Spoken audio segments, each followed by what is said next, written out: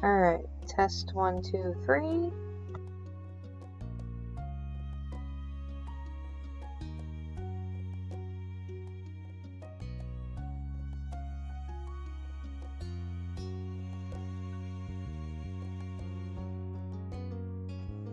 Okay, I think we are good to go.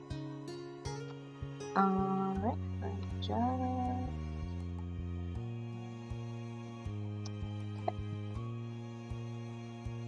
let me get out of the screen.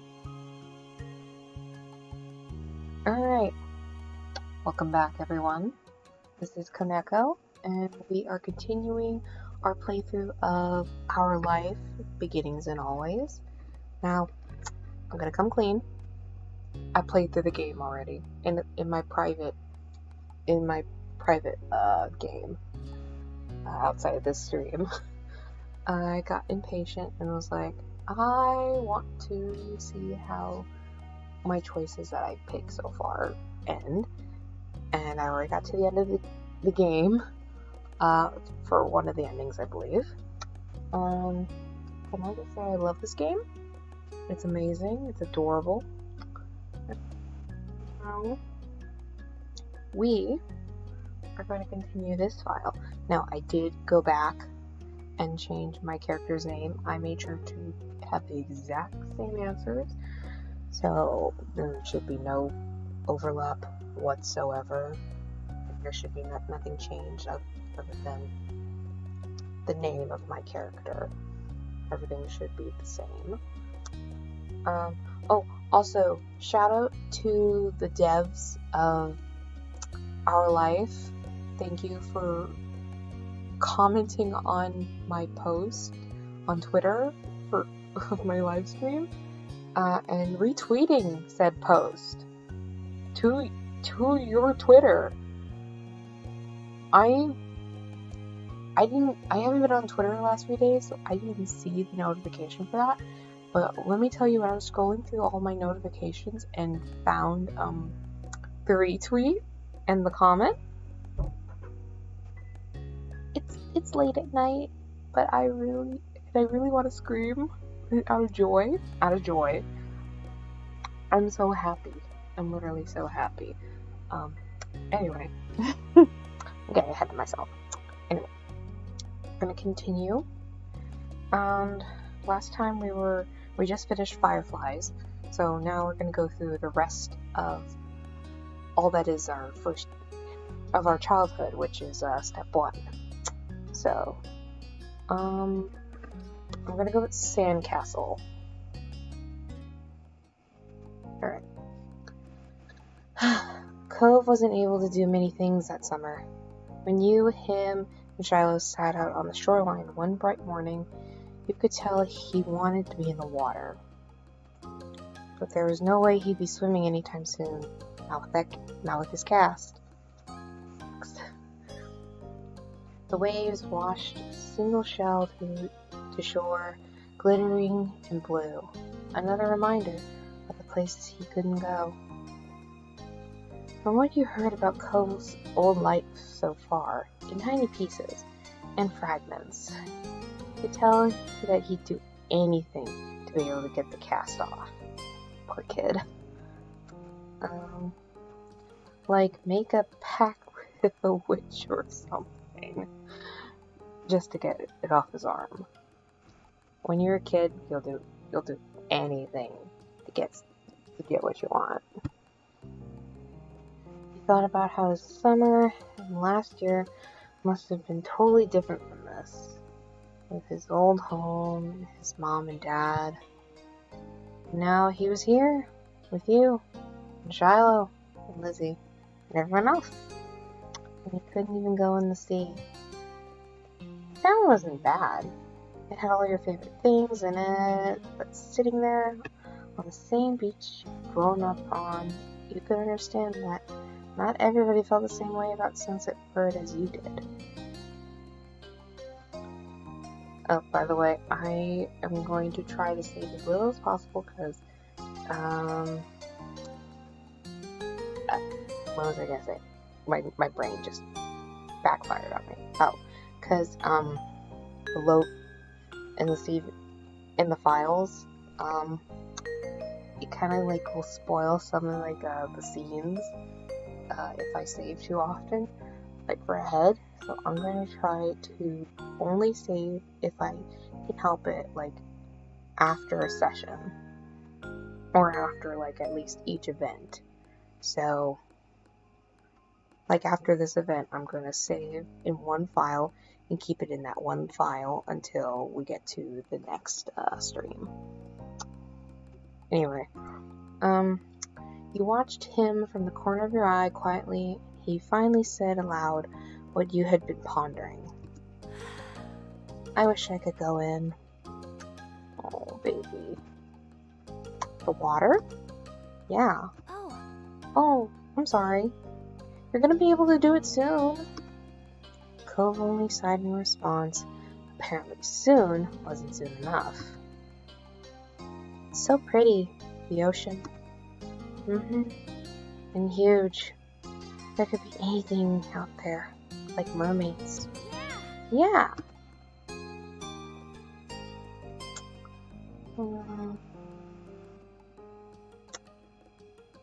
I don't want to say I wish you didn't have the cast. It's gonna sound mean. But so is swimming might be fine. I want to say I'm fine here on land. Alright. Obviously not interested in hearing much more of your input on the situation. Cove turned back to the water. Sorry. But as he looked away, something about Shiloh's slow, careful movements caught his eye. Hey, are you building a sandcastle? Sort of. I was only playing around while you were talking. I'm listening. Maybe I could too. I've only made big piles before. It's really nothing special. I'm sure you'll be good at it right away. Well, how do you do it then? Shiloh's cheek lit up, and you could tell he was a little bit uncomfortable to have Cove's expectant stare on him. I'll play too. By the way, this is the name I picked for myself. Phoenix. I like the sound of Phoenix.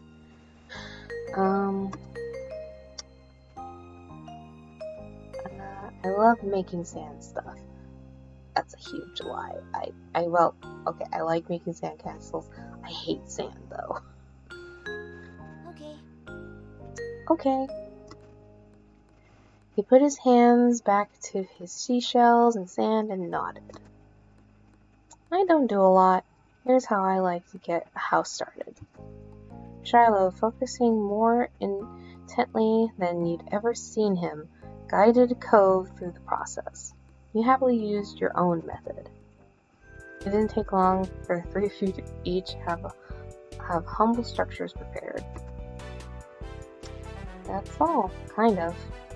You can do anything now, like make it bigger, add some seashells, carve a pretty pattern.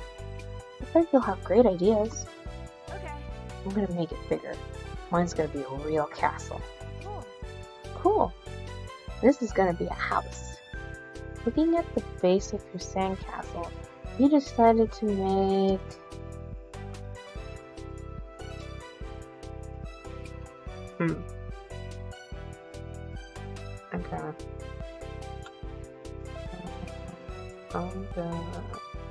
Do I do a castle as well? I don't know if they'll get upset if I do that. I did manage it in my private playthrough. I'm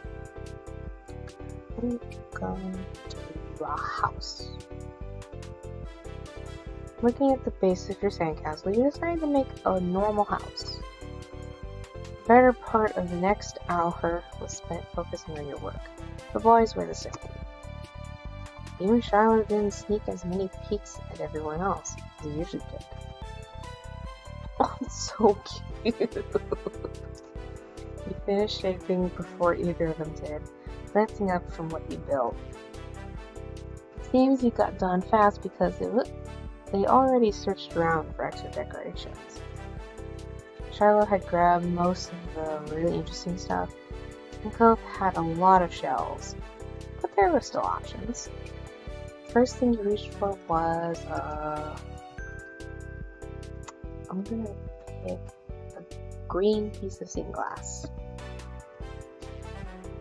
It was the best fit for your house, you decided. It was see-through and sparkly, so you put it in a funny place where you'd take a second look to see it. Pleased with your result, you finally took a proper look around that wasn't focused on the sand itself. Both Cove and Shiloh seemed super immersed still. You knew you could probably sneak a peek at either would work. I'm going to look at Cove's castle.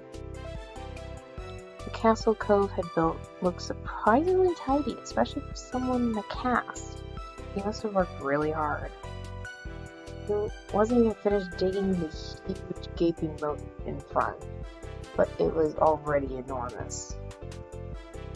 You got a sense from the enthusiasm he was digging with that the doctor was probably going to find a bunch of sand when he finally removed that pink plaster. Oh my god, that's I bet. The silence was then broken. What's on top of yours, Shiloh? I peeked closer and discovered something shiny sticking out of Shiloh's sand chimney. Oh, it's just a gum wrapper. It looks like smoke. Neat. That's good. That's smart. Yeah, I didn't think of it like that. You really know a lot about this. Shiloh smiled without a word.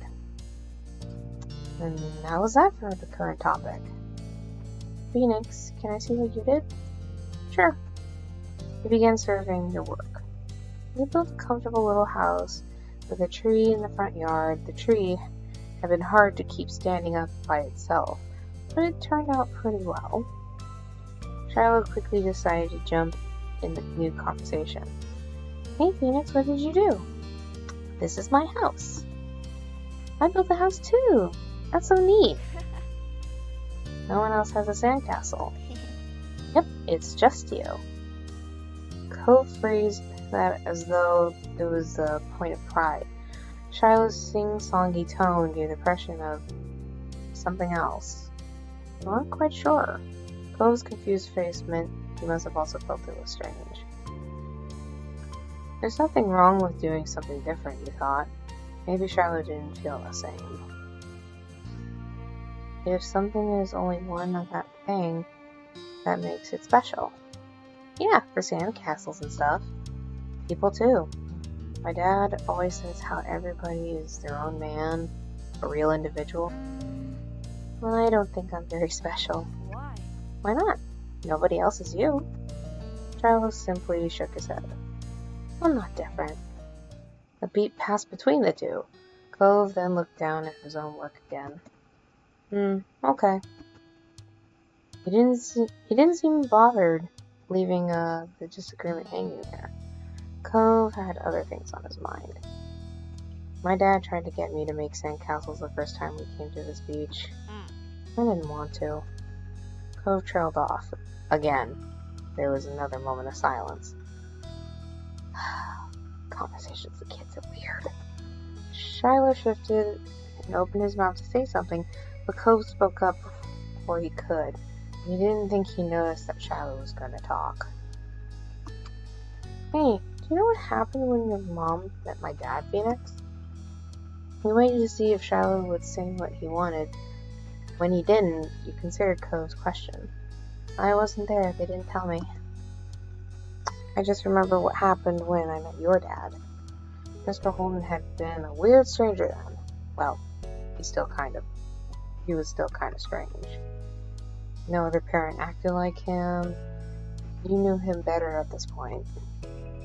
Now that you thought about it, it made a lot of sense that Cove's dad talked to him about people being unique. You were pulled from your thoughts when Cove continued. Oh, well, I was there. I don't think my mom has met your dad. Yeah, I'm pretty sure she hasn't. Phoenix's parents and my dad met the same day I met her. I'm gonna say what happened. Oh, Jesus. Okay, kid. Shiloh frowned to himself, ducking his head. His hat cast a shadow over his face. You could tell he was upset about not being included in Cove's choice topic. that was kind of important for him. Though giving people their own turn to say things was important too. Yeah, that tired. I think Shiloh wants to talk too. Huh? We were talking, just not right now. Talking to you. He can listen. Okay, buddy. Oh my gosh.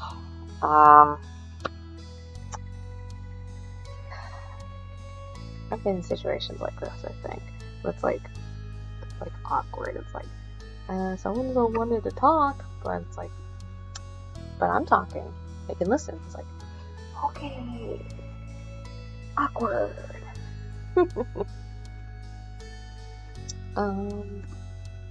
Shiloh's expression barely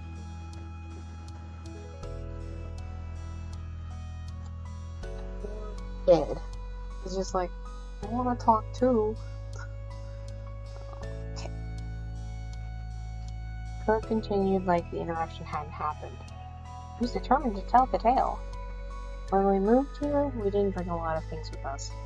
Only some stuff that would fit in Dad's car. We didn't even get a moving truck. I sat in there while Dad brought it all inside. I didn't want to get out because I knew Dad would make me look around the new house. I really didn't want to do that. His lips twisted into a frown as he recalled it. Then I saw your mom's. They were in a car too and stopped at your house. I guess they were coming back from somewhere or something. My dad noticed.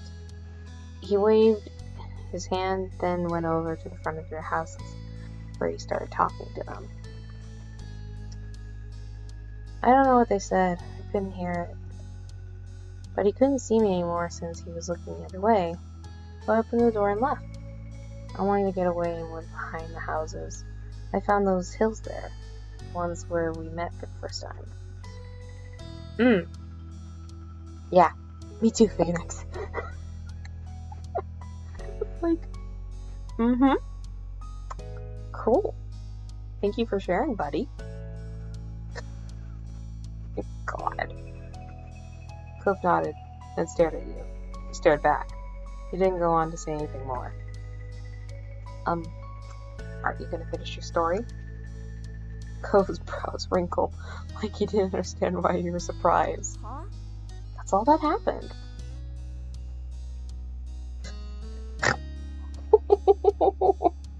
Oh god.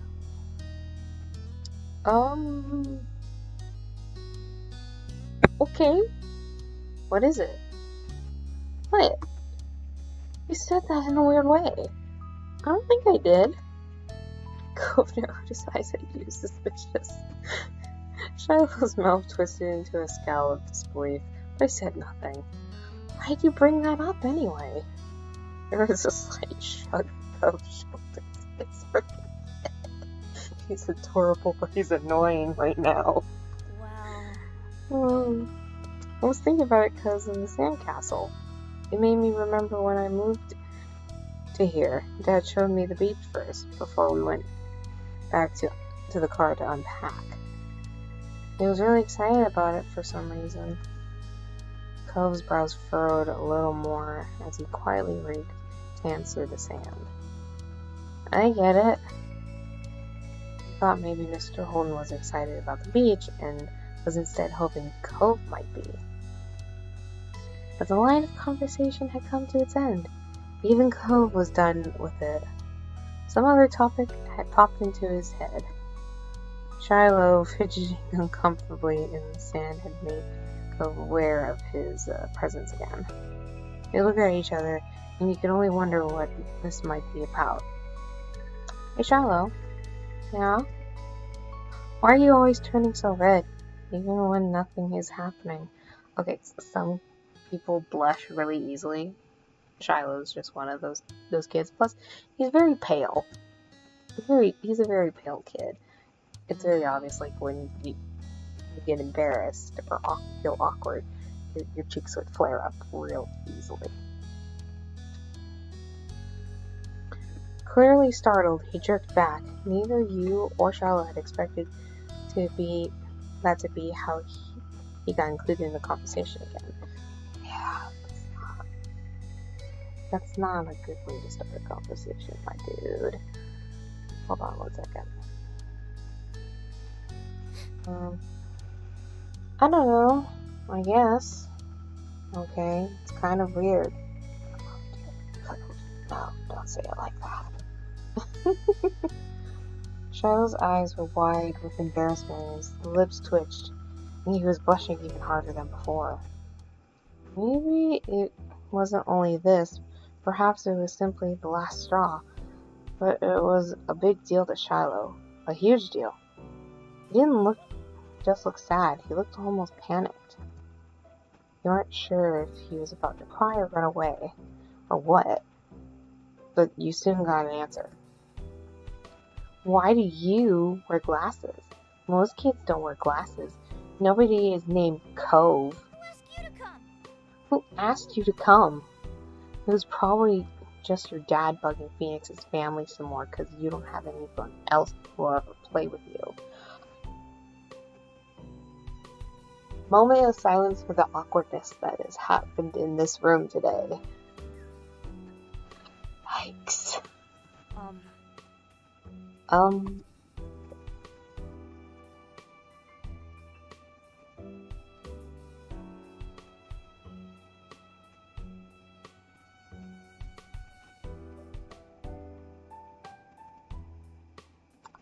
Cove blinked. Tension on the beach was suddenly uncomfortable in a way he didn't know how to laugh off. Yeah. Yikes.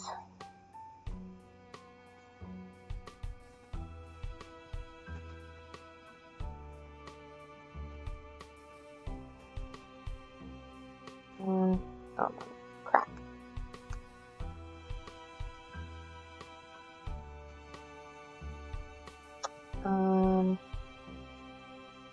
Sorry, I was looking at something on my phone real quick. It didn't seem like the kind of thing he'd get upset about, though you had never known what kind of thing would bother Shiloh. I'm sorry. Me too. I was just wondering.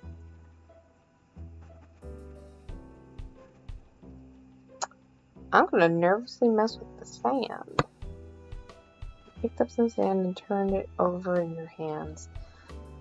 There didn't seem to be much you could do to stop the fight, and you weren't sure what to do with yourself. Yeah, like, oh my god.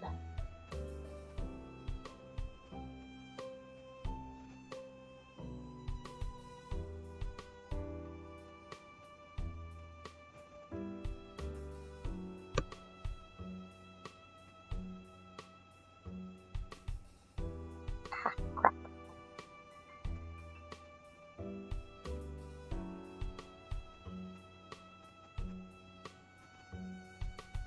Sorry, we just wanted to, like, share this to Twitter real quick. Cove looked over at you and what you were doing and started building his own set of walls. Shiloh took a breath before kneeling back down to his own patch of sand. It seemed they both decided to try playing again. You were glad for that. You all went back to making more sand buildings, but the whole mood had changed. Shiloh's cheeriness was clearly gone, and Cove looked as confused as ever about why the other boy had blown up. Yeah. Awkward. The air stayed uncomfortable the rest of the afternoon, right up to the moment Shiloh's mom appeared at the beach to take him home. Cove and Shiloh had mostly followed your lead, and barely said a word. His mom standing behind him, even Shiloh's goodbye had been quiet. Friendly, cheerful, but noticeably quiet. With Shiloh gone and the sun going down, you knew it was time for you and Cove to head to your own houses. The two of you trailed out of the park together toward the neighborhood. The walk home was quiet. You passed by familiar landmarks, shoes thumping against the sidewalk in near perfect unison. Cove was clearly caught up in thinking about something. I'm gonna ask him what he's thinking. Something was definitely up, so he chose to reach out to him and ask. Hey Cove, is everything okay? You're making a funny face. Oh, I was just wondering. Cove fell silent again. For a few seconds, inside. Why'd Shiloh act like that? When I said he was read a lot.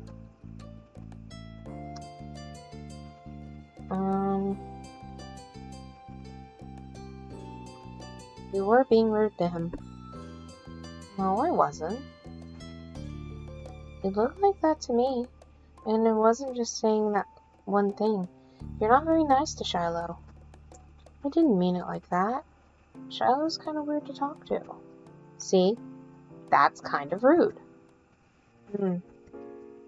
I guess I can get it. Why he would do that. Sometimes I get really mad too. Despite seemingly coming to a conclusion, Cove's mood was still sour. Kid. What Shiloh said didn't make sense anyway. Parents always talk to other parents and set up stuff so their kids play together. Yeah. Oh boy. My dad didn't do anything weird.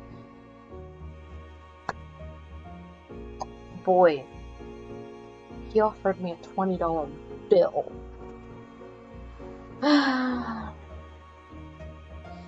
He struggled not to make a face like that. His dad definitely did something weird to try to get me to spend time with Cove. But Cove didn't know that.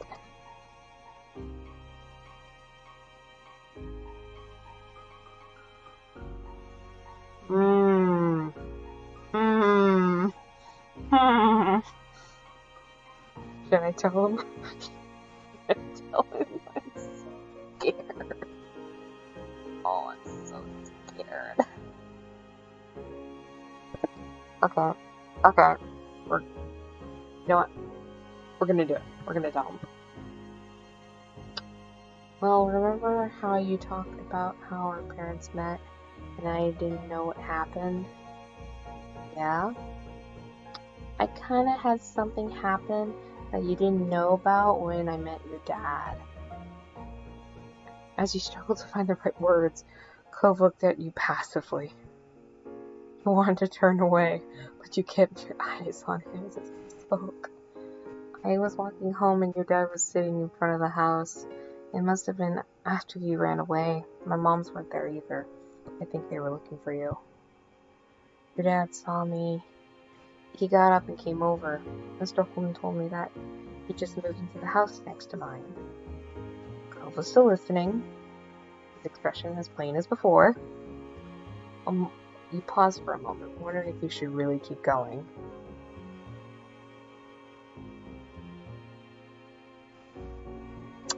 Tell him, the boy. He's gotta know. Even if it was supposed to be a secret, I thought Cove should still know. Your dad thought that you might be lonely here, so he wanted me to be your friend. He said he'd give me $20 if I did. Cove was so still. You thought he hadn't heard you. Then his eyes widened. His mouth fell open, but no sound left him. Silence stretched between you, so tense that it was almost tangible.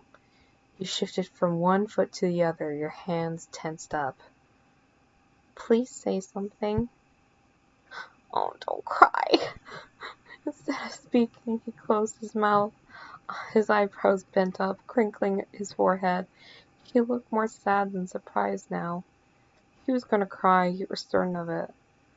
I didn't take it. The money. I didn't want it, honest. Cove raised his hands and brought them up under his glasses. His fingers pressed over his eyes, hiding them from your sight. Then, right in the middle of the street, the tears began to fall. His shoulders shook with the force of his sobs. You could glimpse wetness through the cracks of his fingers, slipping down his cheeks. Cove, it's okay.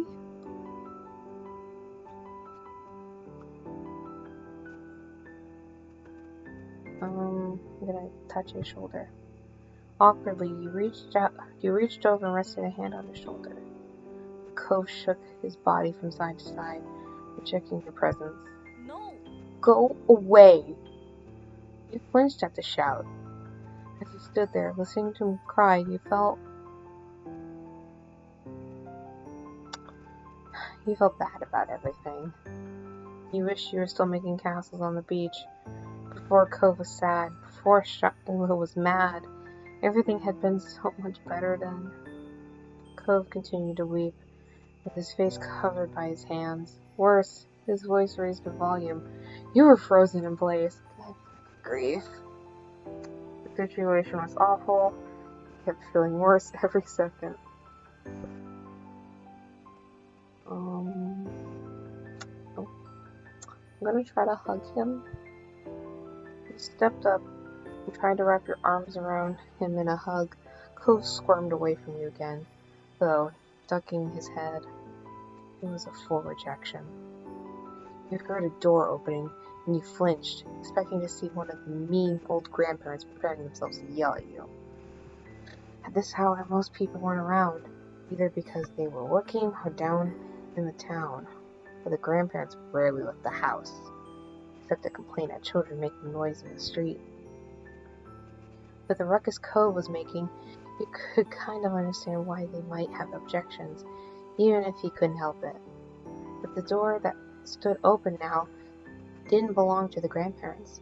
To your utter surprise and relief, it was Cove's own. His dad was already home. As he peeked out his door, Mr. Holden momentarily looked unsure.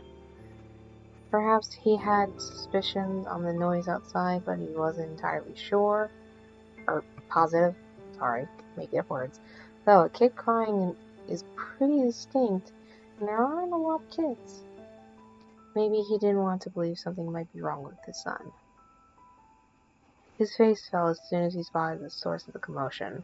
It was pained and it was scared, and reminded you of the one he'd worn the first night you met Cove. Mr. Holden didn't go down the steps in front of his house. He jumped right over them and stumbled into a run. That's a good dad. He's honestly a good dad. He's just clumsy at it. He skidded to a stop before Cove, bent down on one knee, and then solidly cupped Cove's teary face with his hands. What's wrong? What's wrong? Are you hurt anywhere? Cove continued to cry, unable or unwilling to cough out an explanation. Not taking his hands from Cove, Mr. Holden turned to you for an explanation, eyes wide and imploring. He was asking if you made me hang out with him. You did, so I told Cove how you wanted to give me money to be his friend. Look at his face. As he spoke, Mr. Holden's chest rose while he inhaled deep, shaky breath, culminating in a gasp at the final words. What? Why? Why would you? He clamped his mouth shut, shaking his head. He faced his crying son again. No, it's my fault. I shouldn't have done something like that in the first place. He cast his eyes down, sighing. Bleh, bleh. I gotta remember there are periods there, not just keep reading mindlessly. Okay. When he next spoke, it wasn't part of a conversation anymore. It was barely loud enough for you to catch his words. Phoenix is only a kid. Tears were still streaming down Cove's face. Smiling sadly, Mr. Holden wiped Cove's cheeks with his thumb. He furrowed his brows and looked at the ground. When he next glanced up, his mouth was set with determination. Mr. Holden finally took his hands off Cove. He reached for his wallet. Confused, he stared at the little rectangle that all adults seem to carry in some shape or form. So stupid. It had been the source of all these problems. You were sure that Cove wouldn't want to be reminded of it right now. Mr. Holden was clearly of a different mind to you. He inexplicably retrieved another $20 bill, rolled it up, and raised it to Cove's face. Cove's eyes were hidden behind tightly clamped fingers, so Mr. Holden poked Cove's nose with the bill. Cove peeked between his hands and grunted when he saw what he had been prodded with. Even if it was surrounded by sobs, you were glad that something had finally left Cove's mouth. Come on. Hey Cove, can you stop crying? I'll give you this cash if you do. Pretty sure there are actual parents who have this parenting method. Not a good one. Cove dropped his hands from his face. It had already been red and wet with tears, but now his features are scrunched up in a scowl. Not for the first time. You question Mr. Holden's tactics. I do too. Honestly, I question his tactics sometimes. He had to use two hands, but Cove firmly shoved his dad's own hand away. But Mr. Holden just chuckled at Cove's reaction and tossed the money aside. It unfurled and flew through the air, rising before slowly drifting to the floor. Why are you throwing money? Why are you throwing money away? Oh. Mr. Holden took Cove's outstretched wrists and lowered them to Cove's sides, stopping him from hiding his face once again. Cove's dad clearly wasn't going to let go. Huffing, Cove turned his whole head away, tears continuing to roll down his cheeks as he glowered at the ground. You can buy a lot of cool things with that, but it can't do everything, can it? Cove didn't respond, not even to look at his father. Mr. Holden continued. Your old dad likes to make things nice for you, the money he earns. You're smart, and you know I haven't really done anything. I'm sorry. I still make you sad and upset, just like right now. I'm sorry. See, he's a good dad. He knows he made a mistake. At least he knows.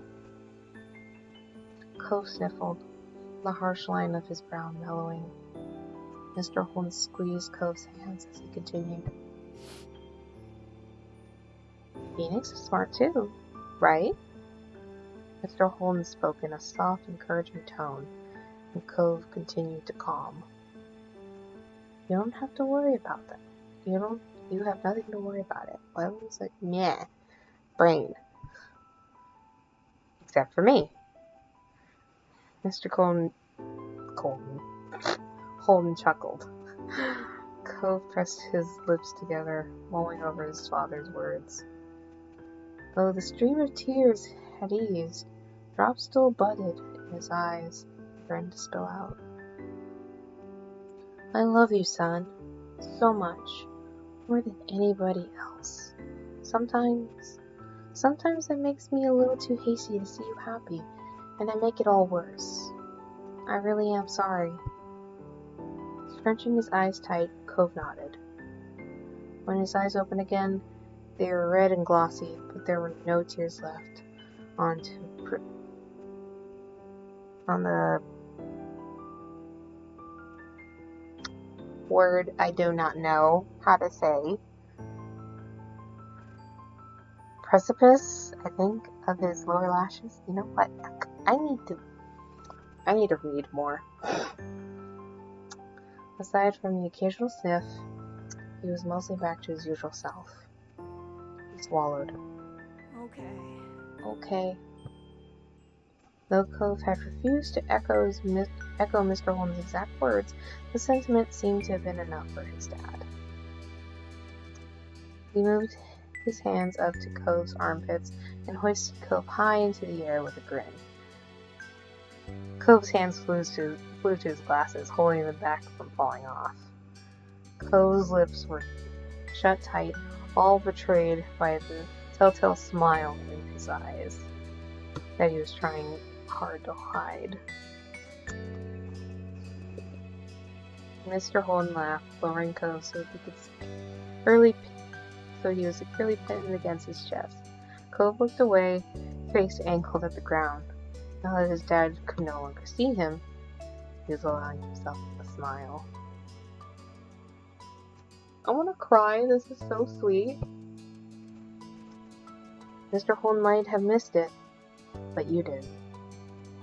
Cove wriggled, pushing a hand against his dad's shoulders. Can I go back down now? Yeah. Yeah. Mr. Holden set Cove gently on the ground, waiting until his feet found their footing before releasing him entirely. I have to do something. Wait here. As Cove wandered away, Mr. Holden's gaze stuck to him like glue. He sighed, eyes downcast. Felt weird you had only been able to stand there while the event unfolded. You weren't able to fix it. He couldn't make him feel better. Don't worry about it, please. We don't need another tragedy today. He winked, and you were depressed. Hey, I mean it. I mean that. The first part, anyway. There's only so much you can do to try fixing someone else's mistakes. He smiled sincerely at you. I've done plenty for Cove. Just the fact that you were honest with him when his dad wasn't proves it. That's a relief. Thanks for being such a good kid. I hope you keep spending time with the boy. As though the sound of his name summoned him, Cove returned, clutching the bill his dad had cast aside earlier. Cock your head, and Cove's dad raised his eyebrows. Cove looked at the crumpled note, then walked over and held it out to you. I stopped crying, but I don't want this. You can have it. He gave you a small smile. Behind him, Mr. Holden was still watching Cove closely, clearly relieved. He shared the feeling. Cove was making peace with the deal that happened behind his back. I don't want to take it. That's okay. Shaking your head, you pushed the note back to Cove. I don't need it. But I don't want it. You were at a stalemate. This freaking kid, I love him. Mr. Holden hummed thoughtfully, tapping his head. He gazed up at the wide sky and pretended to give the conundrum serious consideration. I know. He plucked the bill from Cove and tore it right into...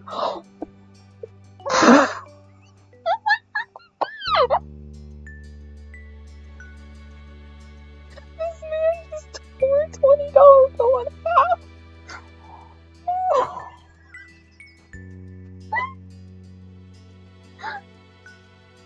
Clearly, I don't know if any of you could tell.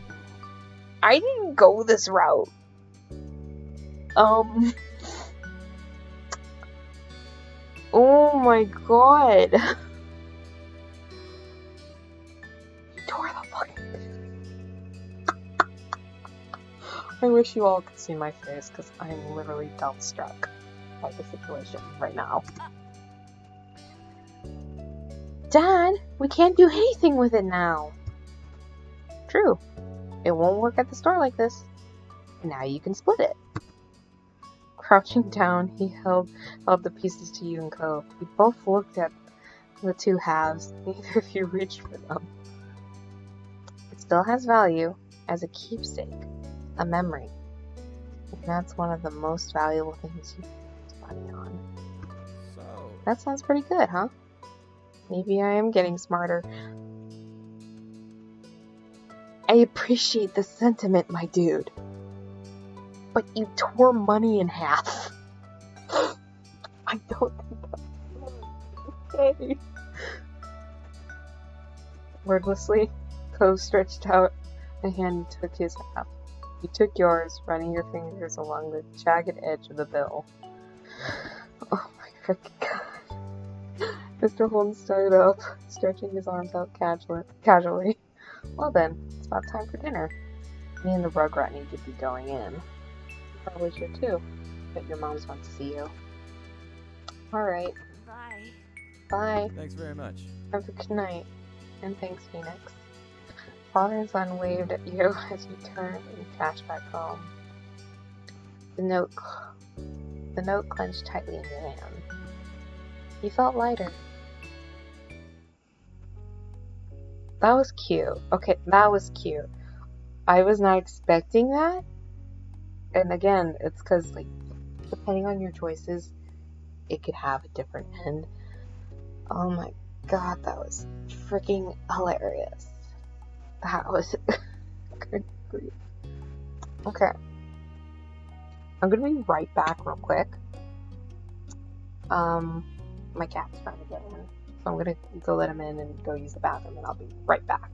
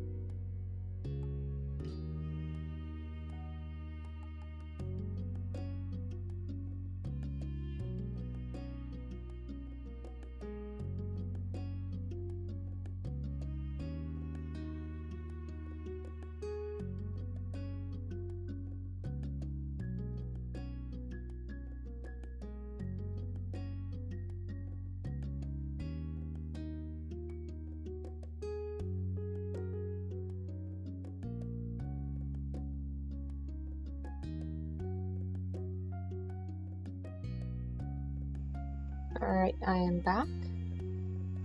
As it is getting later in the night, I am gonna try to be more quiet as most of my family is asleep. But I'm gonna try to get as far as I can in the stream while still maintaining to be quiet.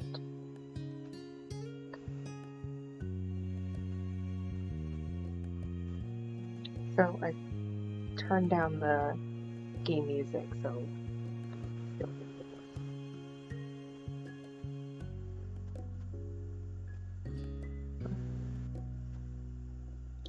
so for the next, I'm going to go with shopping. Alright. One second.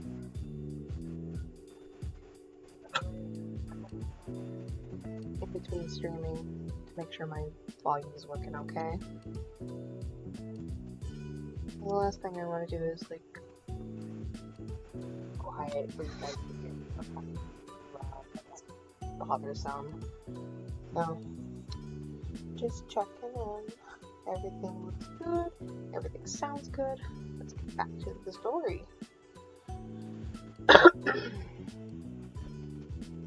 Come back before it gets dark. Alright, sport? The familiar voice drifted across the street and drew your attention away from the snail you had been watching, inched slowly across the pavement.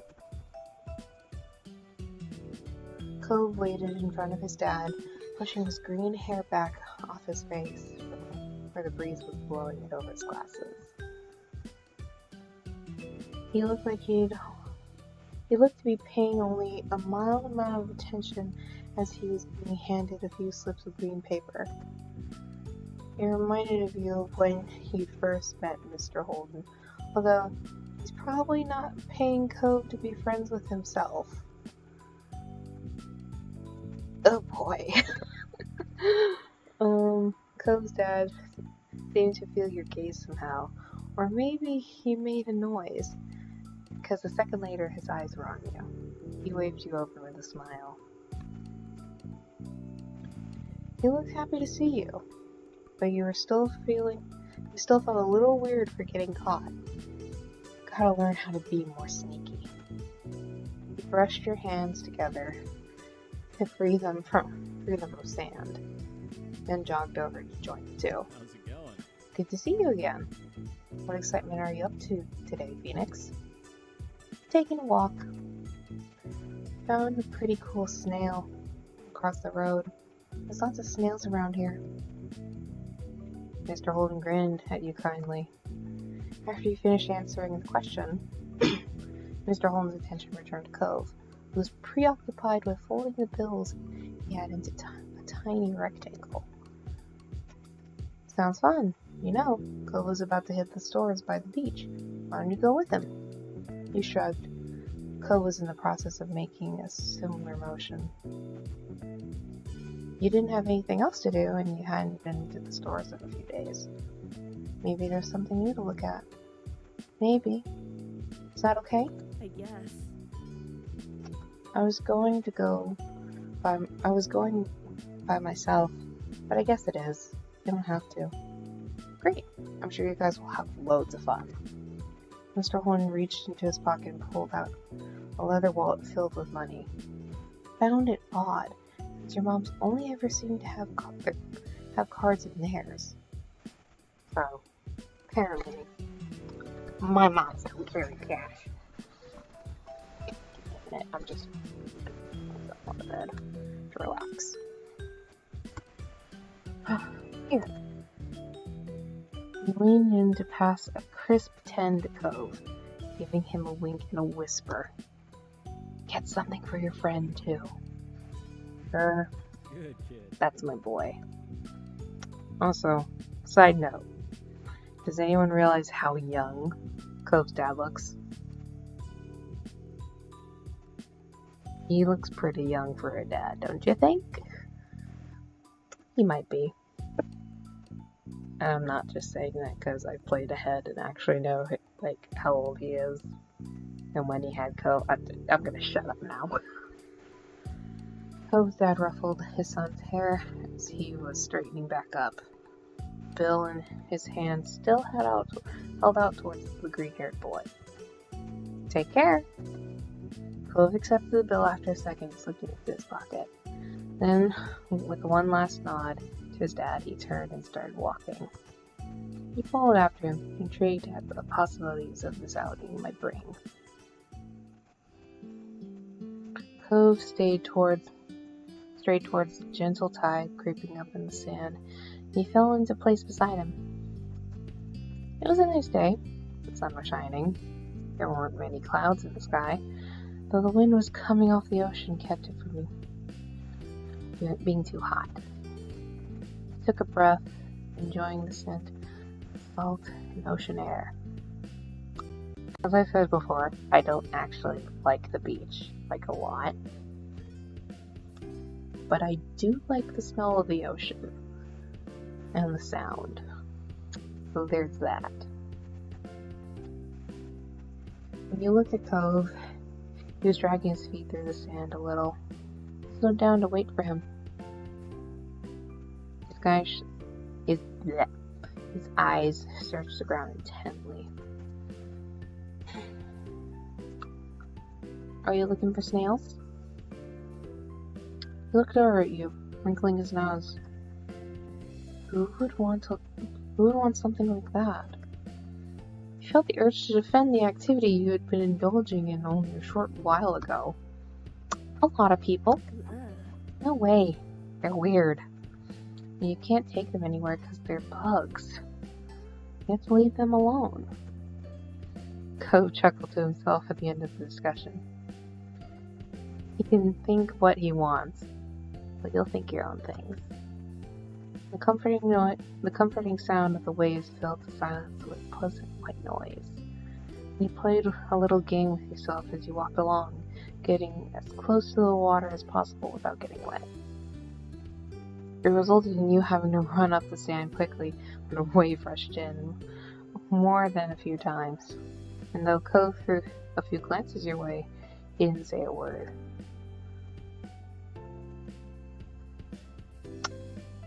What did you want to go to the shops for?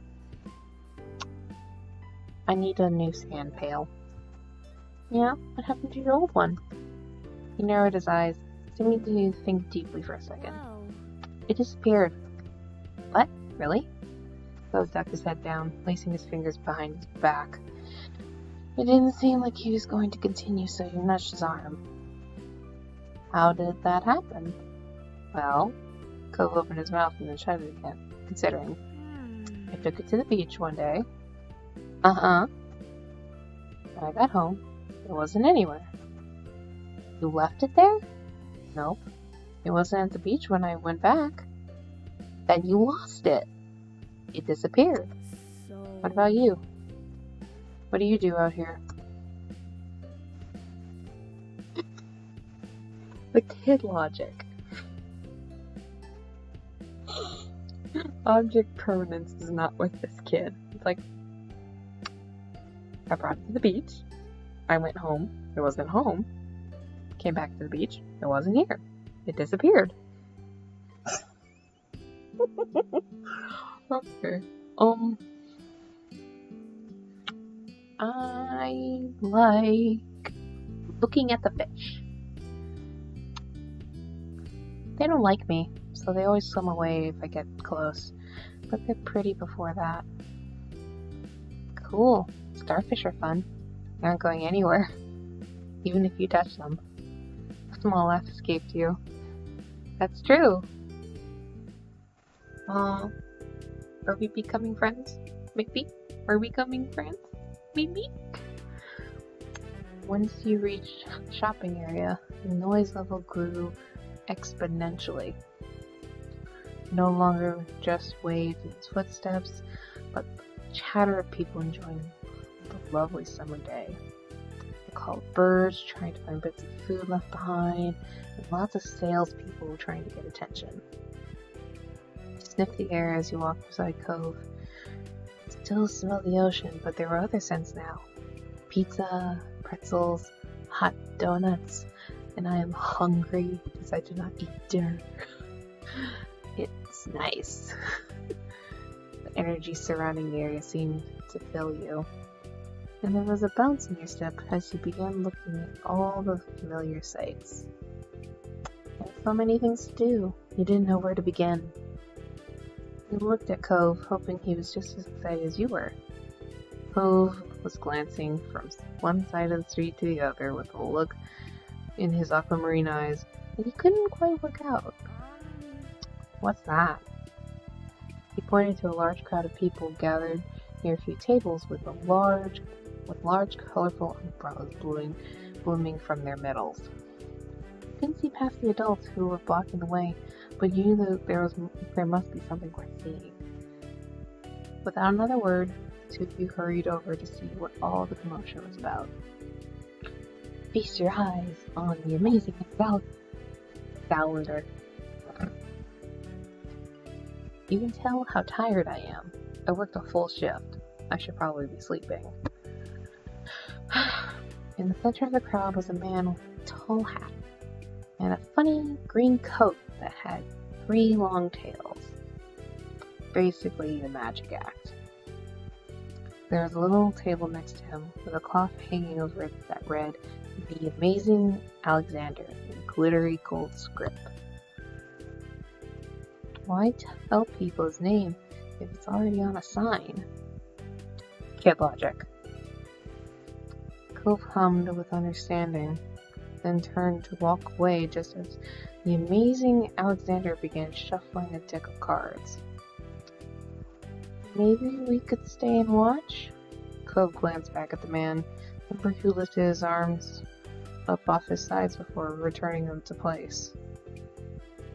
You grinned, waving him to follow you as you raced back to the stand in the crowd. With that, it began. The magic man pulled one card out of the deck, showing it to the curious onlookers. Ow, my foot. It was a 4 of diamonds. Watch closely. He did, squeezing through a few of the adult onlookers to get a better look. Better view. Whatever. I'm paraphrasing here. Suddenly, the man snapped his fingers and the card just disappeared. Wow. Yeah, me too, kid. I'd be unimpressed too. Amazing Alexander, who had earned his title, turned his head and looked directly at you.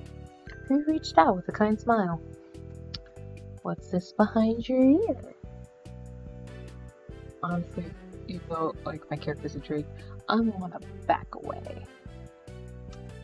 It wasn't enough to deter him, and the crowd of people gathered behind you make it impossible to move any further.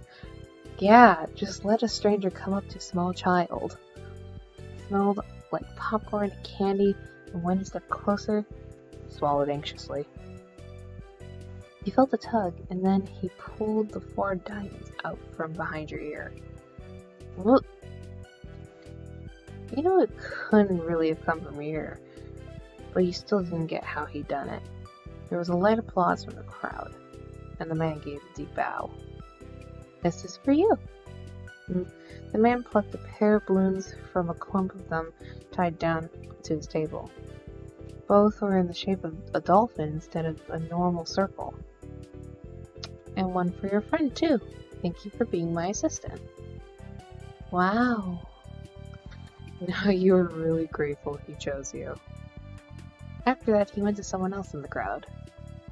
Pick a card, any card. My uncle does that every time he visits. Not the balloons, stuff the cards. Bleh. Cove spoke plainly while reaching over to take the dolphin that had been designated for him.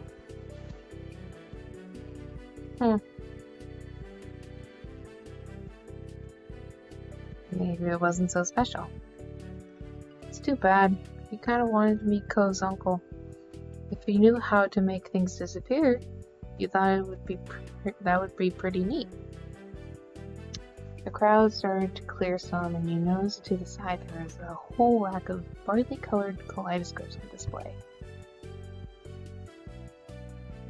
I'm gonna pick up a Rubik's Cube. Ooh, these are cool. Will you hold my balloon while I look at this? Cove nodded, taking your balloon and holding it in the same hand as his own, so you could get a good grip on the cube. He stood next to you and watched as you attempt to match the colored rows. You managed to line up all the green squares on one side of the cube, but there's still 5 more sides to go. Deciding it was something that you should continue another time, you set the cube back on the rack and took your boon from Cove, who had moved to the other side of the stall. He went under the awning, careful of his own floating dolphin, and you joined him. Did you have places like this in your old town? Cove blinked at you for a moment, and you wondered if you shouldn't have asked. You knew how much you missed that place. Not really. He nodded in understanding, looking over at the stalls nearby. Adorable. Oh, so adorable. While Cove looked at sand pails, you were drawn to a table with colorful keychains laid out on it. They were sewn in the shape of sea creatures, and there was a plaque that read, "Handmade," standing proudly in front of it. So basically, these are like handcrafted little keychains. Excuse me. There were lots of different types. You saw a dolphin, a shark, a crab, a turtle. Okay. In my private playthrough, I chose a dolphin because I like dolphins and I want to kind of pick a different one. So I'm gonna go with the turtle. Your hand stopped on the sleeping turtle. It was barely poking its head out of the shell. It had flecks of metallic green on its back that caught the sunlight when you picked it up. You remembered the turtles you had seen in the movie. You had been mesmerized by the way they gently glided through the water. Turtles are pretty majestic. You were instantly enamored. Checking the price, though, your heart fell. $6. You didn't know much about money, but you thought that was a lot to spend on one thing. It is a lot to spend on one thing, but when you realize this is a handcrafted item, it's gonna be expensive.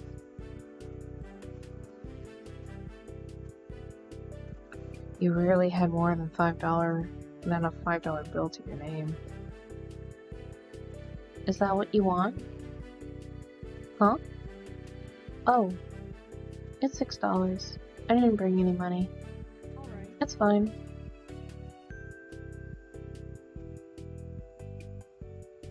Are you sure? Cove took the keychain from your hands, and that was that. He was holding a small yellow bucket for himself, too. My dad told me to. He smiled, pleased to have things work out. It was nice Cove's dad to let Cove buy something for you, too. You had to remember to thank him the next time you saw him. After Cove paid, two of you stepped out of the store side by side. Your balloon dolphins knocking together and spiraling around in the air. You watched Cove hold up his new pail to his face, examining it thoroughly. Hey, Cove? Yeah? I really like this keychain. Thank you. Cove shrugged, looking at the sea creature with impassive eyes. Cove looked further down the street where different food carts were lined up. He rested a non-cast hand over his stomach. Just as he did, yours let out a light growl. Mine's letting out a growl. They're hungry? I'm hungry. You hadn't eaten since breakfast. And after all this wandering around, you were definitely ready for some lunch. Let's get some food. Yeah. The two of you wandered around a short while, looking at all the delicacies that were available. Everything looked delicious.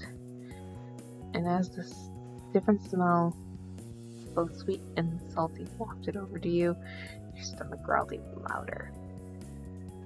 After passing up hot dogs, snow cones, ice cream, and pizza, you both agreed on pretzels. I want a pretzel. Cove got something sweet and cinnamony, and you got the same. You licked your lips hungrily as the vendor handed you the pretzel. Or handed your pretzel over. Paraphrasing. Ready to take a big bite. Your moms didn't like you to eat too much sugar, but this was a special occasion. The little cup of icing was too delicious to pass on. You found an empty table close enough to the beach that the grit of the sand made terrible noises when you dragged the chairs out to sit down. These balloons are going to make it hard to eat. Cove placed his bucket on the table as he stared at the balled up hand that was wrapped around the string. Oh yeah, because most vendors who hand out balloons don't have little weights to hold them down. You opened your mouth to agree before an idea hit you. I know. After carefully placing your pretzel somewhere where it wouldn't get sandy, you tugged the balloon dolphin out of Cove's hand and tied it in a delicate bow around his wrist. Oh! Cove bounced his arm up and down in place, testing the stability of your knot. After watching his balloon jostle around but remain attached, he smiled, satisfied. Can you do it for me? He repeated the ritual. Cove struggled somewhat with the cast restricting his fingers on one hand, but the string already tangled around the other. Okay. Got it. Two of you spent a moment admiring your handiwork, both hands now free to allow easy munching on your pretzels. You bit into the doughy treat, savoring the taste on your tongue with a smile as you looked out over the ocean. After a time, you finished your pretzel. You were done before Cove. It was boring having nothing to do. You pulled on the string of your balloon to bring it down to your level, and held the dolphin in your hands, manipulating it to make it look like it was jumping through the air. If you turned the face towards the beach, it almost looked as if it was swimming in the waves like a real dolphin. A laugh came from your side. When you glanced back at Cove, he had left the remaining parts of his pretzel on the wrapper, and he was gripping his dolphin too. Aww.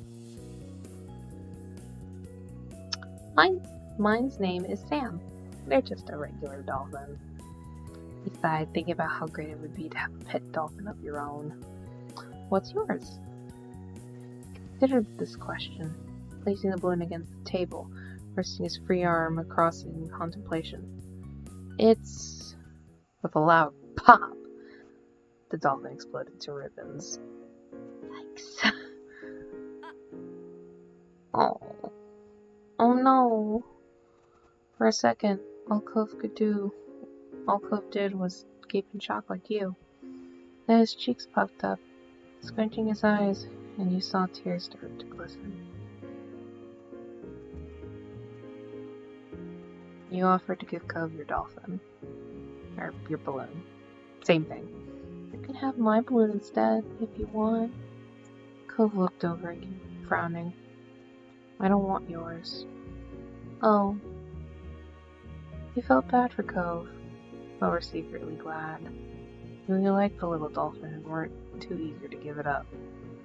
Cove spent the rest of the outing sniffling and didn't say much else. The passing of Cove's dolphin was the last major event of your adventure. In the end, the two of you headed back late that afternoon. You separated on the beach, and while Cove went straight home with his brand new sand pail in hand, you decided to sit for a while.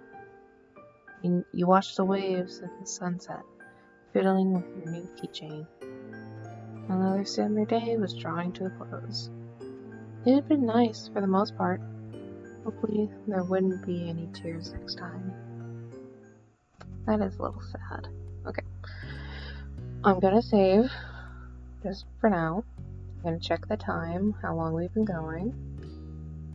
I think we could go a little longer today than we did last time. And I think I'm gonna leave the DLCs out of this playthrough. Just because I want to see if it affects sort of events later on. So we're going to go with Grown Up. One sweltering summer day, you were in the living room with Cove, listening to the sounds of the birds chattering outside the window while you lay across the rug on the floor. Really need to work on my timing. Excuse me. Cove's dad had dropped him off earlier, and your moms had left the two of you, along with Lizzie, to play amongst yourselves. Ah, yes, my dear sister, who I had to rename myself because we had the same name, basically.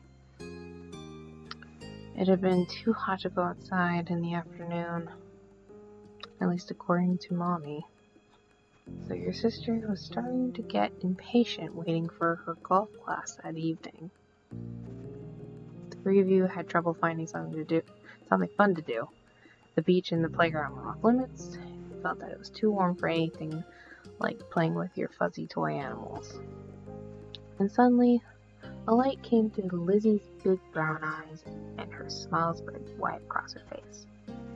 Having an idea gave her a new wave of energy. Since we're stuck inside, we should be adults. They don't play outdoors anyways. They're always inside and telling everybody they're too busy to play. Why? Why? Duh. I said why, and it'll be fun.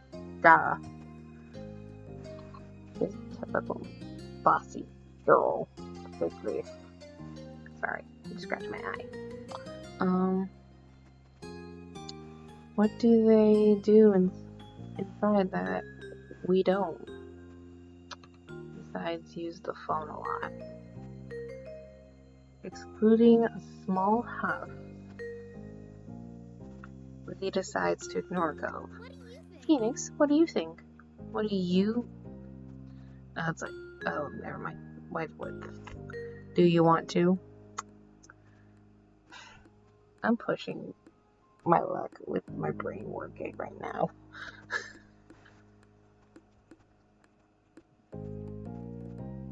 I bet we could come up with something else. But that's what I'm going to do, and it's not fun when I play pretend adults by myself. Do you do that a lot? What's it to you? Looking at Lizzie, it seemed Cove felt he could understand where she was coming from inside. Do you really not want to play, Phoenix? It was clear he wanted some way out, but still felt guilty about it. I'm gonna try something different. You kept hesitating. You looked down at your hands, still unsure. Apparently tired of waiting for you to make up your mind, Lizzie sighed. Fine, go play over there, Phoenix. He flinched at her raised voice. It definitely wouldn't be fun to join now. Me and Cove will do it ourselves. It's decided. He looked ahead blankly. I Guess. Now go on. Nodding goodbye to the two of them, you trail off to find something else to do. Like promised, Cove stayed put with Lizzie for the next couple hours while you were at a bump. You could hear them talking as you sat with your book by the window. You opened a picture book in your lap and immediately got lost in the story. It's about a little doggy who grew up on a farm, making friends with all the animals and pretending to be like them. I like the part where she swam around the pond like the ducks. It always made you laugh. You finished that book and went to get another, but before you could, you noticed that Lizzie and Cove's voices were getting much louder. Curious about what was happening, you craned your neck to hear them better. At first, you mostly picked up on Lizzie's high-pitched shouting, giving orders, telling Cove what to do, yelling about sports and the Olympics. It's pretty typical for Lizzie, so there was nothing new there. But then you started hearing Cove more and more as time went on. It sounded like they weren't having a good time. You went to see what was going on. You abandoned your cozy readings back to go check what was happening with them. Hey, is something wrong?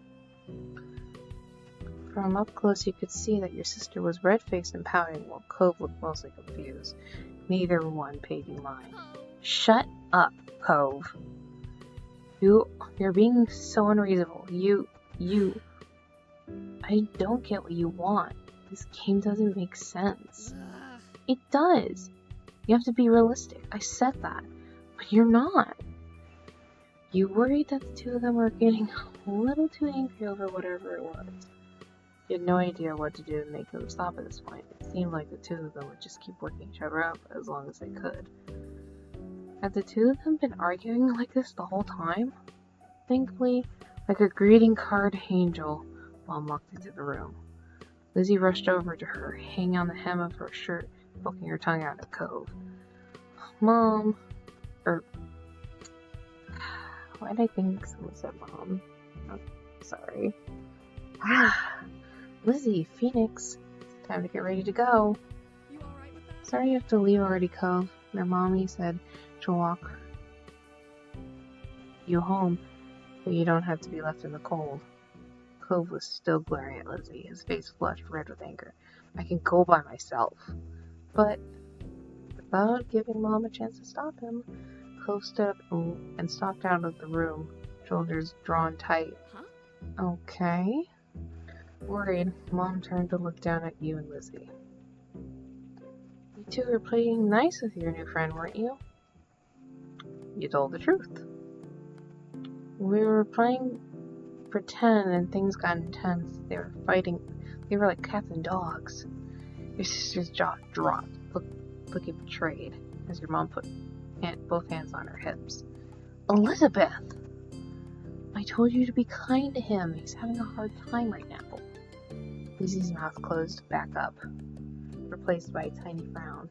That's enough. Oops, I accidentally skipped over that. Let me go back to the log.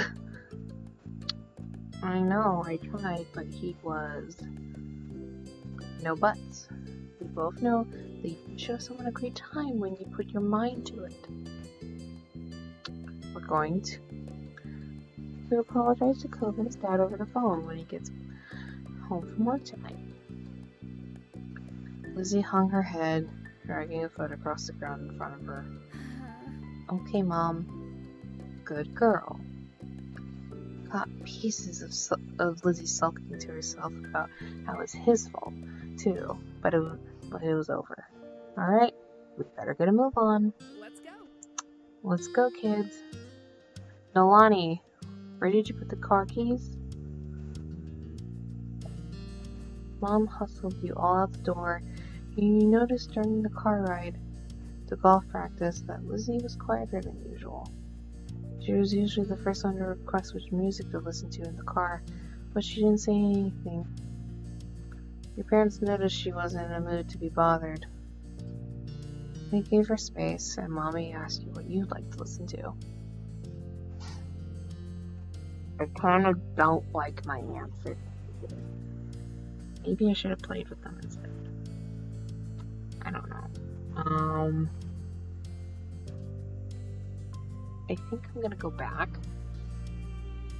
Start over. Luckily, I didn't skip over any dialogue I've already seen. So, What do you think? I try to keep my answer the same. But I really did not like that answer. Thank God for being able to save and load files.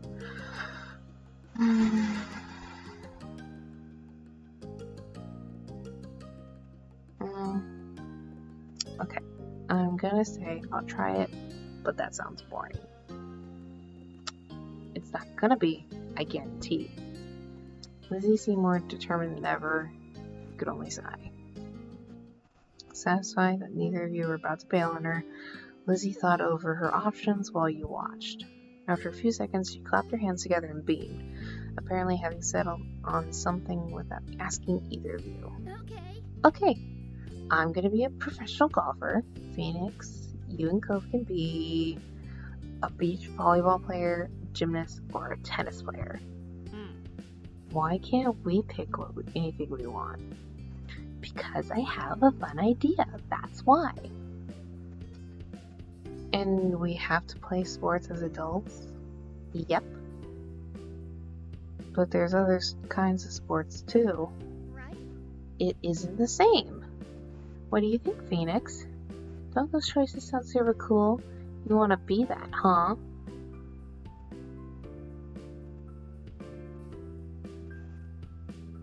Isn't there anything else we can be? Oh, the boy has blessed us with his presence. Hi, the boy. I know I'm in your spot. I'm sorry. Hi, Reaper. Lizzie stomped a foot on the ground. Nope. Come on, just decide already. Knowing Lizzie wouldn't let this go anytime soon, you sighed. Cove was not impressed with Lizzie's attitude, though he didn't bother talking more about it for now. He thought over the list of possibilities: beach volleyball, gymnastics, or tennis. I hate sports, so I don't like any of these. Out of all of them, you'd prefer play. I typically played volleyball a little bit in high school for gym class, as well as tennis.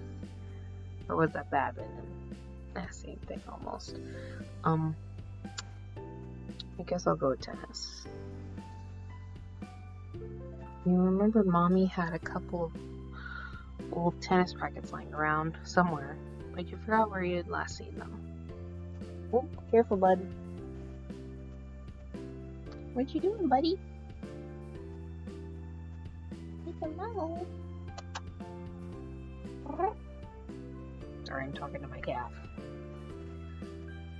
You took the eye for them, although Lizzie probably wouldn't let you run off and do that, now that she had you where you were. Paraphrasing. Yes, that was clearly the top option. Okay, I'm gonna be a tennis player. Alright. How about you, Cove? I pick volleyball. I should have known. What's that mean? Okay, so Phoenix, you're a famous tennis player. And Cove, you're on a popular beach volleyball team. And Lizzie's ponytail bobbed when she proudly stretched her arms wide. We're Olympic athletes who just competed in the Olympics. Cove didn't seem that impressed with the announcement. He hid a face and adjusted the glasses on his nose. That's really specific.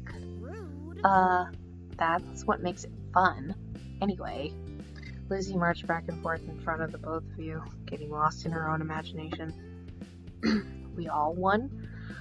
Oh wait. I won all gold medals, and people were calling me the next Mickey Wright. I have no idea who that friggin' is. Me too, Cove. Who's that? Lizzie stopped on the spot and turned on him, her brown eyes shining with impatience. It doesn't matter if you don't know who she is. It's a golf thing. You guys won medals too. Cove, your team was bronze. In Phoenix, you barely missed out on gold and got silver.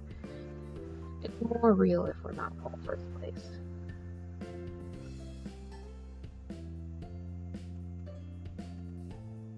Silver sucks. I don't want silver.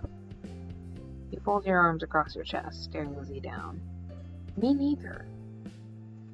You nodded at Cove, happy he had your back. Sorry. Lots of people lose at the Olympics. Them's the breaks. And you're the one who did, not me.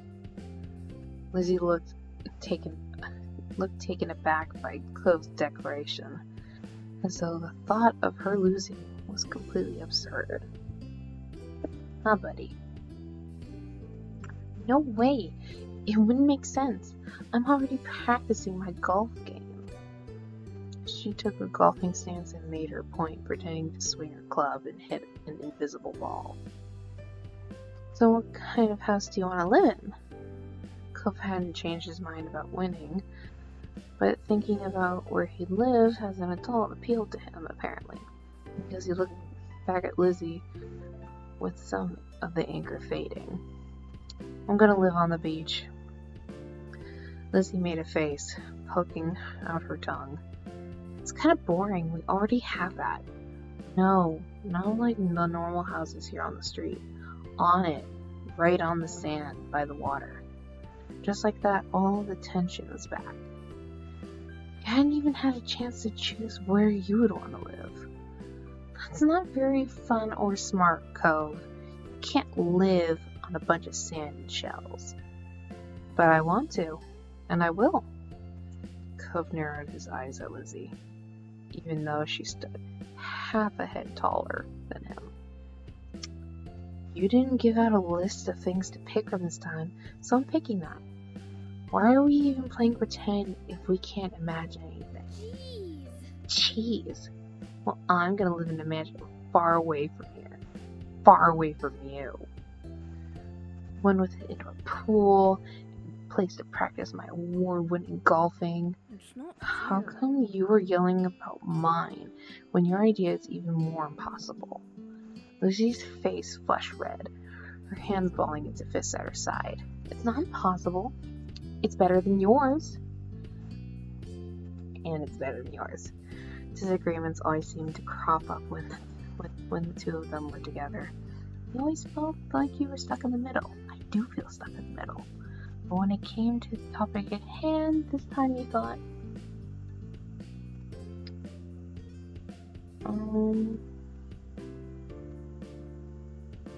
I like the thought of being on the beach. Again, don't actually like the beach, but I wouldn't mind staying at a beach house. Oh, buddy. He's just curled up right next to me as I'm laying on his stomach.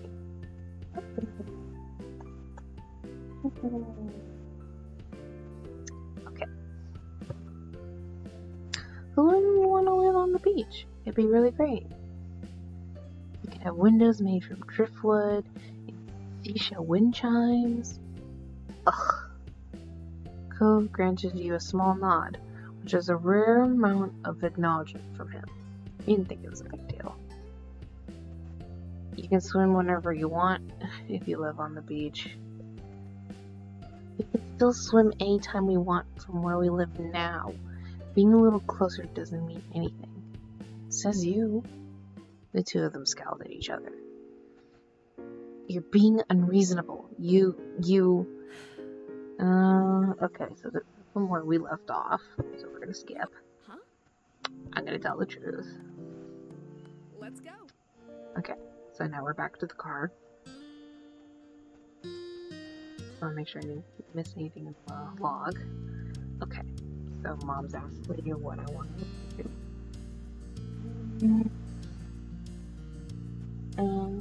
I'm gonna choose a song that I know that Lizzie likes. Make her feel better.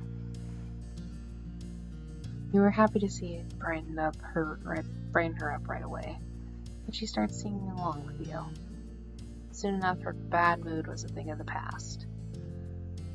When the car ride was over, you spent the twilight hour watching Lizzie hit things with the other girls her age. You didn't know much about golf, but you could tell that she really liked it. So you sat with your moms and tried to puzzle it out. It was nice sitting outside after being cooped up in a house all day. You stretched out your legs and let the last few minutes of the sun warm your skin. When the sun was finally out of sight, dipping behind the horizon, y'all got ready to leave. Instead of going straight home, your moms took the family out to dinner. You went to a restaurant that you had all been going to ever since you could remember. The whole afternoon had been a bunch of shouting. You hadn't been able to stop, but you could kind of tell that all this helped Lizzie feel less angry. The car ride home was quiet, with only the radio providing an escape from silence. Okay, give me a quick minute. I need to grab my charger. Okay. Cat, why did you?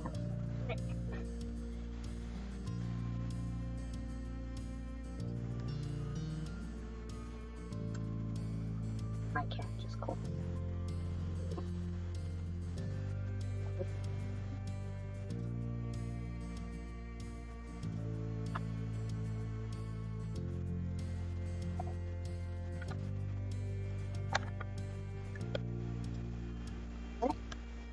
plug back in.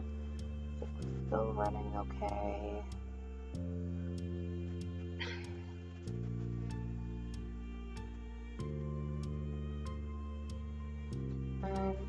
Lizzie had been in better spirits now. The closer you got to your neighborhood, the more she wiggled in her seat and frowned out the window. She knew what was coming when you all got back home. Clearly she was dreading it. Soon enough, Mom was turning and reversing into the driveway. Once she got the ignition, it was dead silent. No one spoke, only unbuckled their seatbelts and opened their doors. Lizzie was the last one out. I would be too. With this.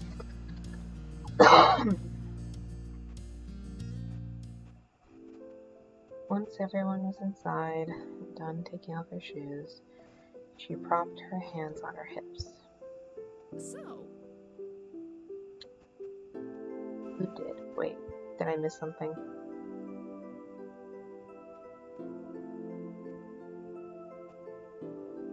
Now then, Mr. Holmes' car's in his driveway, so he should be back from work.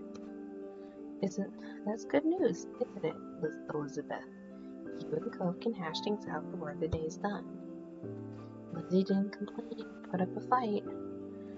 Her head ducked so she didn't have to meet anyone's eyes. She nodded once. Good, let's move this to the kitchen. Mom went over to the house phone, the rest of you following behind her. Mommy put a gentle hand on Lizzie's shoulder as they walked side by side. You watched them from the back. This was only happening because you told on Lizzie. I regret nothing. You frowned to yourself, recalling how Cove left in such a bad way. Mom had told you to be on your best behavior with Cove, but Lizzie hadn't listened. She upset him more than usual. Even. Okay, my phrasing of that did not sound right, but whatever. I'm tired. 4 of you stood around the kitchen in a lopsided square. All eyes were on Lizzie, who kept her gaze on her feet. You remember the number to Cove's house, don't you, honey? Lizzie jerked her head with another nod, sullen. Without further prompting, she stepped forward and began to dial. Mom reached over to press the button on the base. Suddenly, you could hear the phone ringing. She turned on the speaker. The phone rang a couple of times, then stopped. Mr. Holden's warm voice came through the other end. Evening, Holden residence. Lizzie looked over at Mommy, unsure. She nodded encouragingly. Hi, Mr. Holden. It's, Lizzie. Can I talk to Cove? Absolutely. Lizzie Rosa? What a surprise. But of course, you can say hey to the boy. He sounded cheery as usual, though it definitely meant it when he said it was a surprise. He thought hard. You were sure that your sister had never called Cove's house before. Mom spoke up before Mr. Holden or Lizzie could say anything more. Her arms were crossed over her chest, lips pursed. Hi, Cliff. Nalani, Phoenix, and I are here too. Good evening. Sorry to bother you so late. I will speak up and say hello too. Hi, Mr. Holden. Gang's all here, huh? Is something the matter? His voice grew a bit concerned. Mommy was quick to reassure him. No, well, yes. It's going to be okay. Lizzie and Cove got into a bit of a fight today. We were hoping that the two of them could talk and make up. Is it okay? Is it a good time for you and Cove? What? A fight? Cove didn't tell me anything about it when I came home. Does explain the funk he's been in tonight. He chuckled lightly. Despite that, it didn't seem like he really thought about it. Thought it was funny. Anyway, it's good. You didn't catch us at a bad time. I'll go grab him for you. There was some shuffling on the other end. He must have not gone far because you could still hear him calling out. Cove, there's someone on the phone for you. After a beat of silence, there was more muffled talking from Cove's dad. Come on, bud. Lizzie called so she could talk to you. It took a bit of back and forth, though the conversation seemed one-sided. He couldn't hear Cove properly. Eventually, Cove took the phone from his dad. Hi. Hello? Hey, it's Lizzie. Yeah, I know. Dad told me. Cove's tone was defensive. Lizzie turned to Mom, scowling. One stern look from her, though, and Lizzie turned away. Sorry. I just called to say I'm sorry for not playing nice with you today. I won't do it again. Lizzie's eyes were downcast, her voice low, though she felt uncomfortable and apologizing to Cove in front of everyone. She was still being genuine about feeling bad. Cove must have realized that too, because he sighed quietly. I want gold. Lizzie was momentarily stunned by the silent by the demand. You can understand why he did it. You had wanted gold too. Alright, we win the gold. Okay, I guess I'm sorry too. A sense of relief washed over everyone at his acceptance of the apology. Mom uncrossed her arms while Mommy's shoulders relaxed. Lizzie's eyebrows raised up, wondered if she had thought he had refused her apology. Dad, can I get off the phone now? You couldn't see him, but it was obvious that Cove felt awkward about the situation. He had come off uncomfortable the entire time, really. Yeah. Yeah, you can go back to your room if you want. Be sure to say goodbye first, though. Bye, Lizzie. Bye. With that, Cove must have handed the phone to his dad and left, since Mr. Holden spoke up. That's a relief. All's well that ends well, as they say. Thanks for arranging this. I'm sure he appreciates it. He doesn't really care. As Mom replied, Lizzie tugged on Mommy's hand to catch her attention. Can I go now too? Good job. Sure, sweetie. Thank you very much for apologizing to Cove. Mom flashed a brief smile at Lizzie and nodded her agreement. Yuck. Given permission to leave, Lizzie scurried off towards the stairs. She seemed to be feeling much better with the incident behind her. Mom and Mommy returned to the phone, taking off speaker. They continued talking to Mr. Holden. You couldn't tell about what. We were glad that was the end of it all. Lizzie and Cove might not get along. Probably still won't. But they weren't mad at each other anymore. Mom and Mommy weren't upset either. Everything was finally back to normal. With that thought, you retreated to your own room with a spring in your step. Oof. Okay. Checking how long we've streamed. Okay. We're gonna do this one last part, and then I think we're gonna end it there. Oh, wait, let me save. Oops. Alright. It was another scorching summer day. The kind where no sooner had you finished one cup of water, you were already filling it up again. And my voice is starting to hurt from talking so much, so I think I should probably just stop talking in general. I'll probably make a comment here and there, but I'm sorry guys, I'm starting to get really, really tired. Whew. I really want to finish this part of the stream, so just enjoy the silent playthrough, and if you need to pause the video to read, I understand.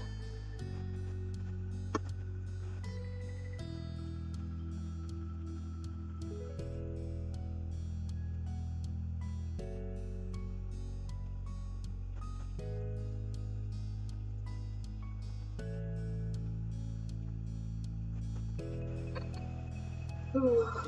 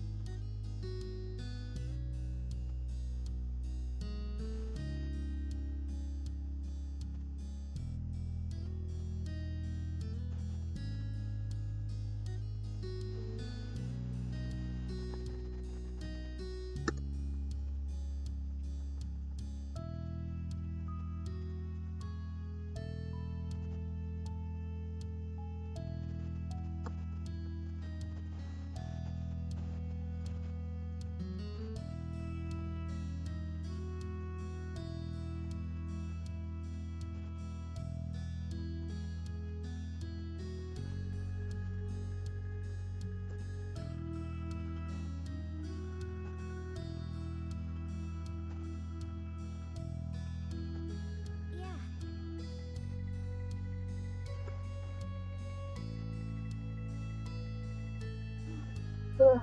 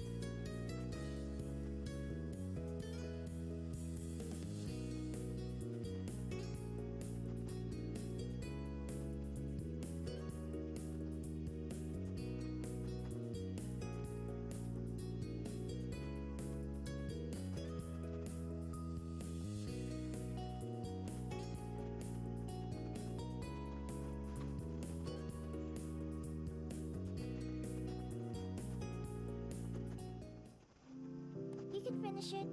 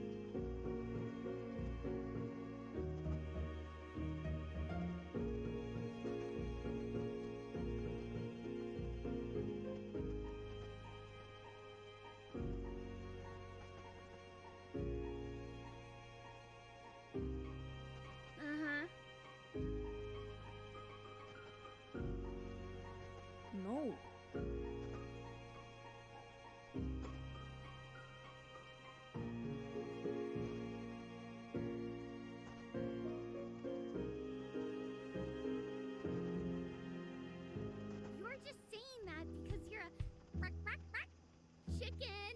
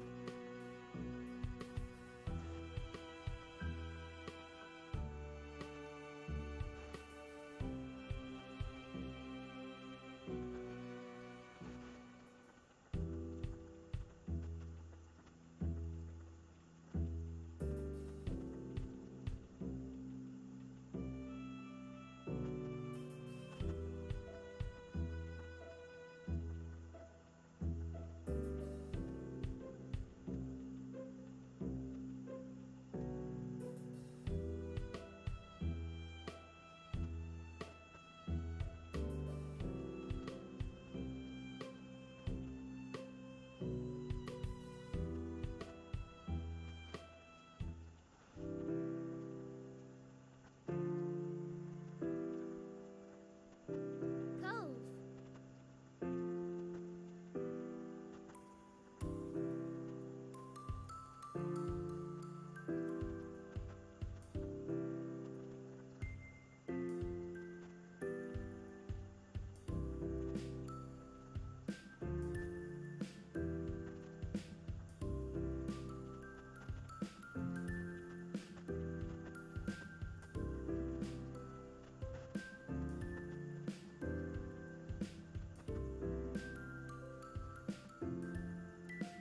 I like this song.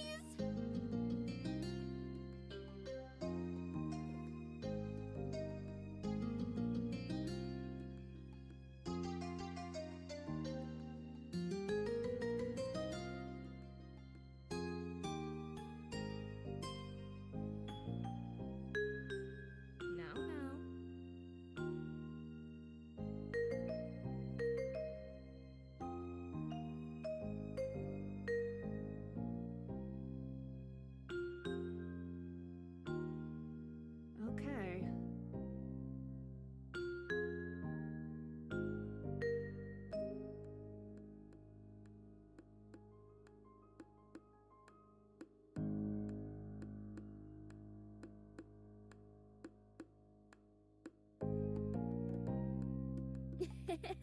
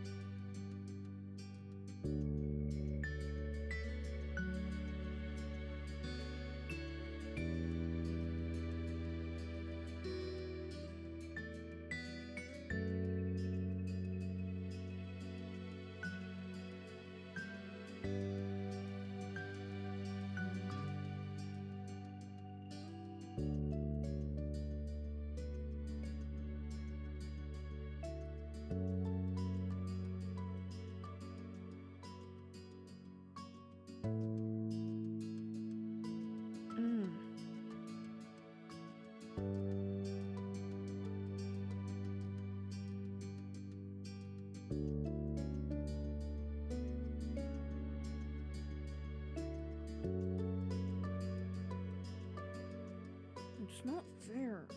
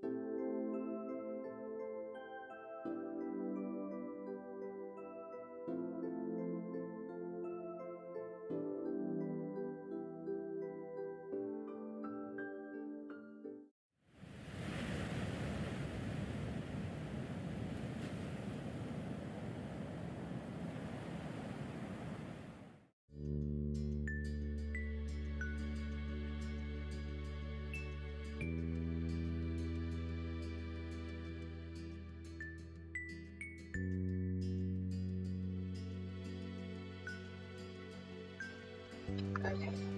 Sorry for the phone.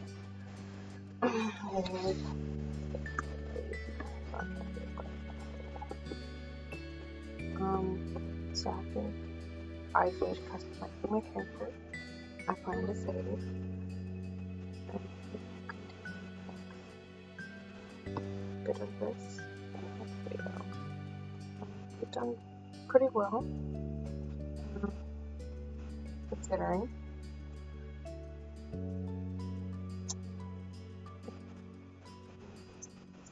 One thing off my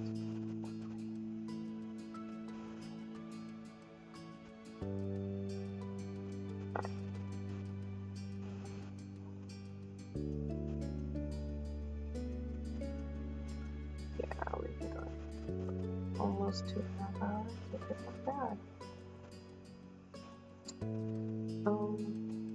But yeah, maybe change my hairstyle. Okay.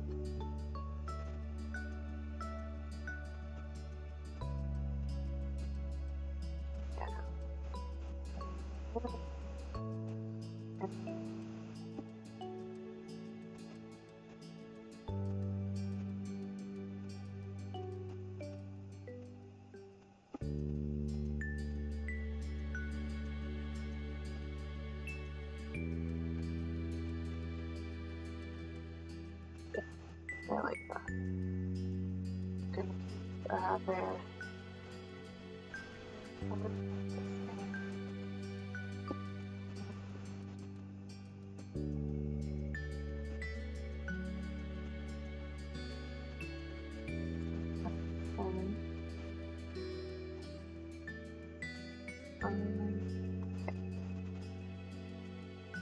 Remove glasses.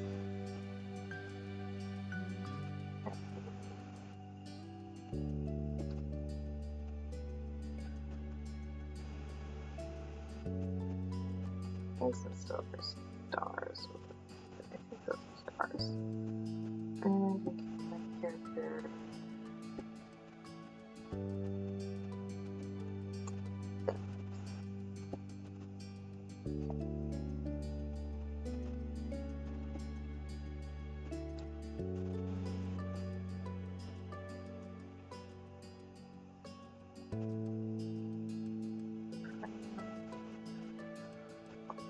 Stuff. Character bracelet. Everything else. I'm gonna keep relatively the same.